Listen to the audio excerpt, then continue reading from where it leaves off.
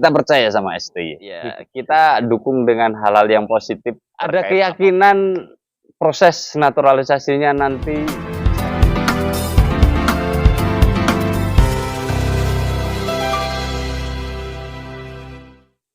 telah rilis 28 pemain yang dipanggil STY jelang pertandingan antara Indonesia melawan Vietnam. Kita coba akan bahas satu persatu beserta informasi di dalamnya, ya. Tapi sebelum melangkah ke situ, just informasi,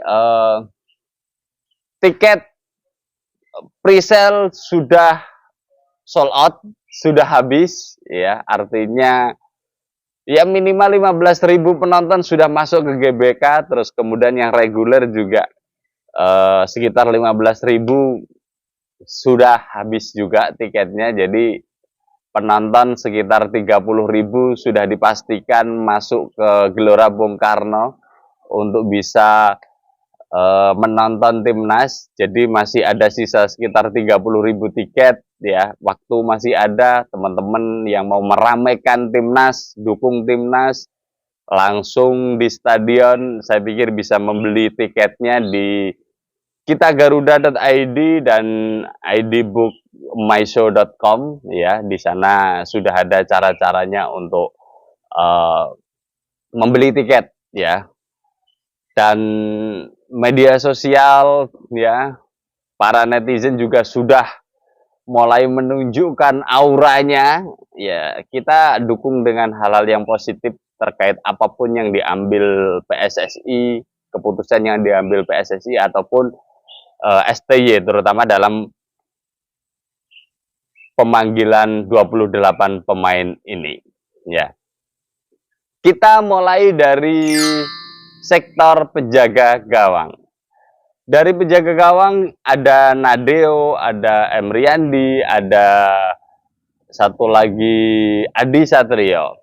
Di sini tidak ada Hernando, ya. Ya sudah kita ketahui bersama bahwa Hernando mengalami cedera dan tidak bisa main. Sekarang masih masa pemulihan.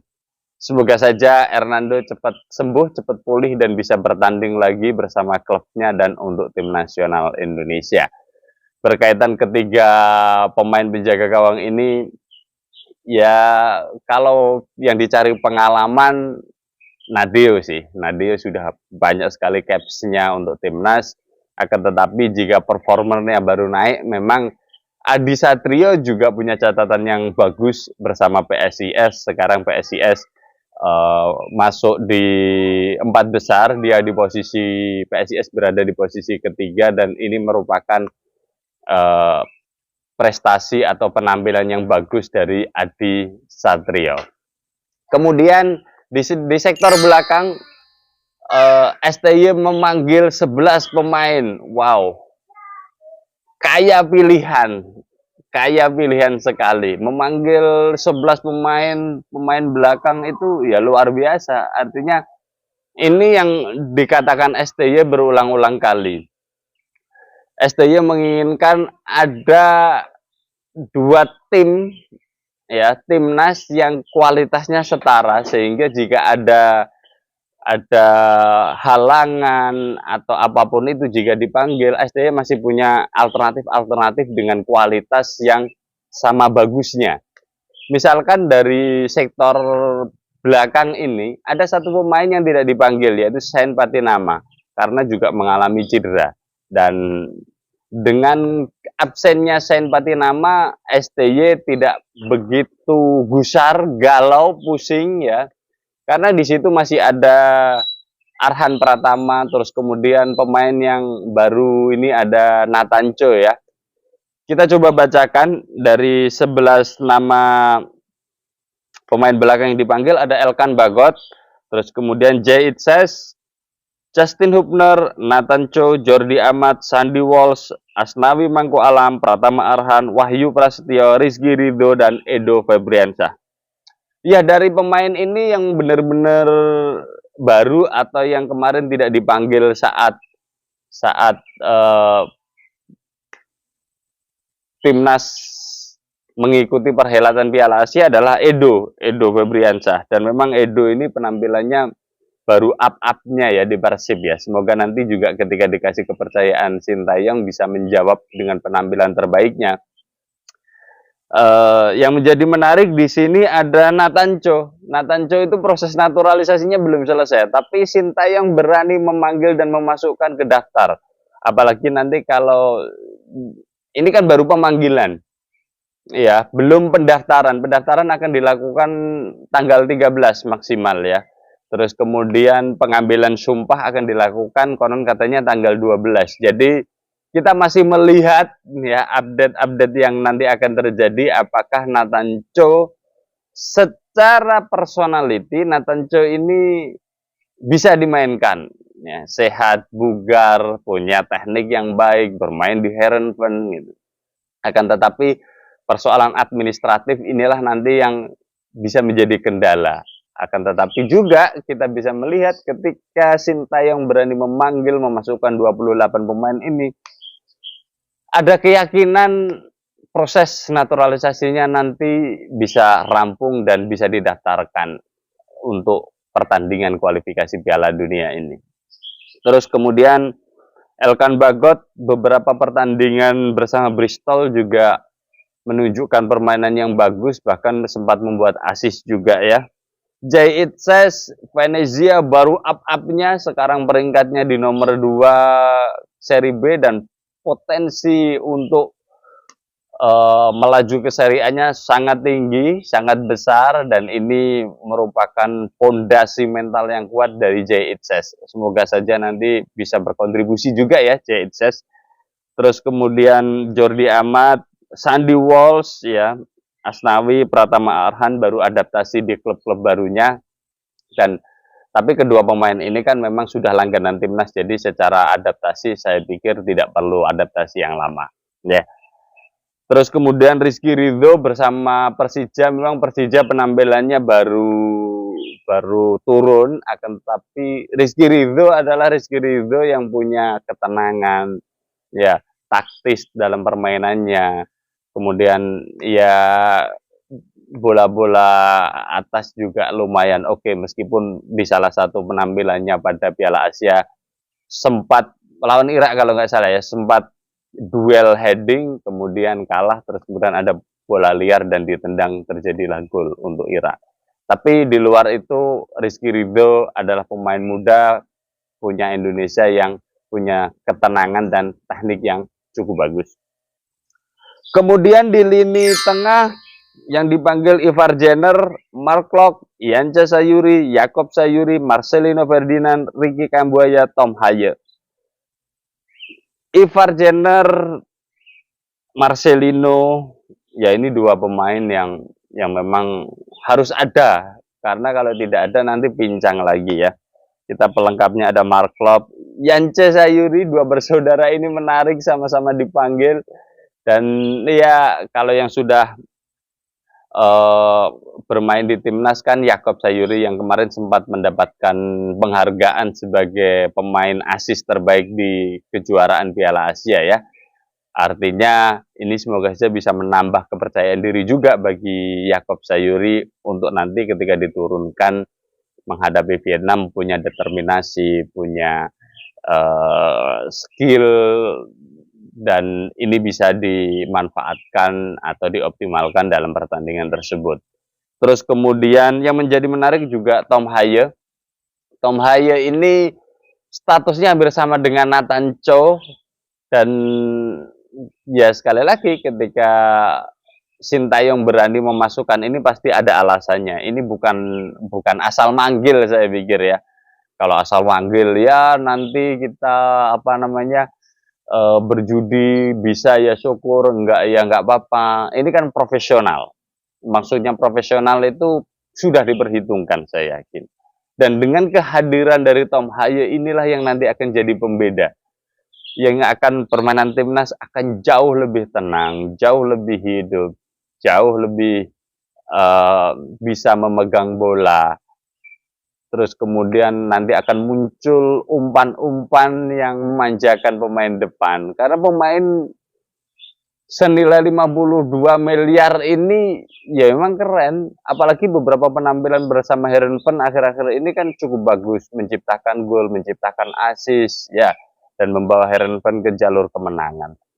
Pemain 28 tahun, pemain yang matang, dan bisa jadi pemain ini nanti memegang ban kapten dengan segala macam kelebihannya ya. Cuma kendalanya adalah karena pemain ini baru pertama kali debut ya, bisa jadi kendala utama komunikasi dan chemistry. Akan tetapi STY ketika berani memasukkan itu kan sudah ada perhitungan-perhitungan matang lah ya. Kita percaya sama STY. Terus kemudian di lini tengah ada Witan Sulaiman, Egy Maulana, Rafael Struik, Dimas Derajat, Ramadan Sananta, Hoki Caraka, Ragnar Oratmangun. Ini sama juga prosesnya, Ragnar Oratmangun. Ya seperti kita ketahui bersama lah, di DPR sudah disetujui, bahkan ada apa namanya video yang mengikuti di DPR itu kan tidak bisa datang langsung, akan tetapi pakai Zoom atau apa video conference lah ya, komunikasi secara daring ya, dan itu menjadikan pemain ini secara administratif disetujui oleh DPR. Ragnar penyerang sayap, nggak tahu nanti STY atau merubahnya dia menjadi striker murni atau bisa jadi teman striker murninya ya. Sekarang yang sering dimainkan adalah Rafael Struik memang. Ini pemain yang kayaknya disukai di lini depan oleh STY. Tapi saya berkali-kali bilang saya ingin melihat Ramadan Sananta sih, karena pemain ini striker murni dan punya jam terbang di Liga Indonesia. Apalagi kalau nanti disuplai pemain-pemain yang bisa menciptakan peluang. Taruhlah Tom Haye dengan umpan-umpannya yang keren, ya saya yakin peluang itu akan didapatkan Ramadan Sananta, dan kalau itu terjadi maka pembuktian sebagai striker muda timnas yang punya potensi pasti akan bisa menunjukkan dan bisa memberikan kontribusi nyata. Jadi harapan saya Ramadan Sananta sih masuk. Mau diduetkan dengan Ragnar Oratmangun atau Rafael Struik atau siapapun itu persoalan lain. Saya tidak akan bicara dengan taktik strategi karena ya Coach Shin jauh lebih keren ya. Kita hanya melihat dari luar dan ini merupakan suatu kegembiraan bahwa kita selalu mengikuti perkembangan dari timnas. Yang menjadi menarik juga ya Lily Pali tidak dipanggil, mungkin faktor usia atau faktor kompak sih kalau saya melihat ya. Tim ini sudah punya fondasi yang kuat, sudah punya kerangka yang kuat. Jika nanti bongkar pasangnya terlalu banyak maka akan beresiko, apalagi TC-nya hanya diperlukan sekitar 3 hari dan ini waktunya sangat mepet sekali. Terlepas dari apapun itu, dengan pemanggilan 28 pemain ini saya sendiri cukup puas ya, lega lah ya, karena pemain-pemain yang berada di luar negeri bisa dipanggil dan bisa mengikuti, kondisinya juga sehat, terlepas dari 2 pemain tadi yang cedera, Hernando dan Sain Patinama. Dari 28 pemain ini menarik, 10 pemain naturalisasi dipanggil, 13 pemain abroad dipanggil ya. Dan ini luar biasa secara mentalitas. Iya, ini yang bikin keder ya dari Vietnam, dengan segala macam kekurangan Vietnam ya. Isu-isu miring Vietnam akhir-akhir ini juga banyak sekali, dan semoga saja secara mental mereka kocar-kacir, down, dan pokoknya amburadul di lapangan lah ya. Tapi tetap waspada, Vietnam adalah Vietnam, pemain yang punya kecepatan, punya kolektivitas bagus. Ya saya yakin Vietnam juga tidak menyerah begitu saja, karena memang tim ini atau negara ini juga berkeinginan untuk bisa melaju ke babak ketiga. Tinggal mana nanti yang bisa memanfaatkan momentum di GBK dan di Hanoi untuk bisa memetik kemenangan. Di akhir video ini saya ingin Ya ini ngobrolan omong kosong lah ya. Saya punya prediksi. Feeling saya sih menang. Feeling saya menang. Untuk skor, nah ini prediksi skor memang susah ya. Tapi harapannya sih selisih 2 gol. 2-0 atau 3-1. Kenapa begitu optimis dengan margin 2 gol? Ya karena kita punya materi pemain yang bagus saat di Piala Asia, plus ditambah 3 pemain yang saya pikir ini menambah daya gedor, dan kalau ini terjadi wah luar biasa sekali ya. Terus kemudian harapannya juga bagi semua pecinta sepak bola Indonesia, ayo ramekan media sosial dengan dukungan yang positif agar mentalitas pemain saat membuka medsos, membaca komentar ini juga ikut terbangun motivasinya ya. The power of netizen, dan ini menjadi harapan kita semuanya. GBK penuh sesak ya, harusnya meskipun bulan puasa setelah sholat taraweh berbondong-bondong ya, sekitar 30 penonton sudah membeli tiket. Harapannya Stadion GBK sudah full house ya, agar nanti pertandingan ini lebih menarik lagi suasana atmosfernya untuk kita nikmati bersama. Oke, nanti kita akan lihat update-update pertandingan atau update-update informasi dari pemain nasional, timnas, Liga Indonesia, sepak bola Indonesia, karena kita akan support timnas. Bersama saya Setia Uban. Thanks for watching.